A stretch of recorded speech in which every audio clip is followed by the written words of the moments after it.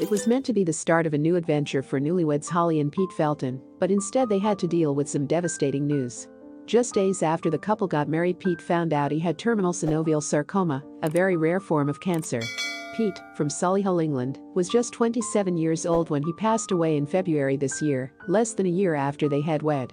Hollie then suffered another tragedy when her dad died just 5 months later after suffering a series of strokes. The 33-year-old widow from Northern Ireland was left suffering such a devastating loss while in lockdown amidst the pandemic. It's been an horrendous year. I lost Pete before the lockdown started and I've been so isolated since then. I've not been able to go and see my family in Belfast very much, Hollie told Birmingham Live.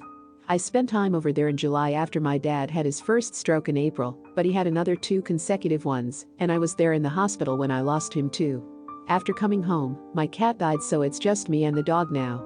I've been grateful to have a support bubble with Vicky, Pete's twin sister, who has been making sure I'm okay and getting good food in me. Despite the grief and sadness that has dominated Hollie's life, during which she should have been enjoying life as a newlywed, this brave woman has been working to keep her husband's legacy alive. Pete had a love of music and was a talented musician, so Hollie started a festival in his name called Petafest. This year's event will be virtual and held on November 28th.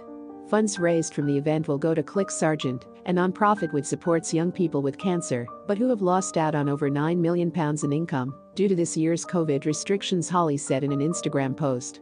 Hollie said being isolated due to lockdown has been good, as she's been able to deal with her grief without having overwhelming amounts of people checking in on me unexpectedly. But it's been bad because it's taken away that support that you may not necessarily want, but you need, she added, as per the Mirror newspaper. Now Hollie is putting all her energy into this worthy cause and has raised almost $10,000 so far.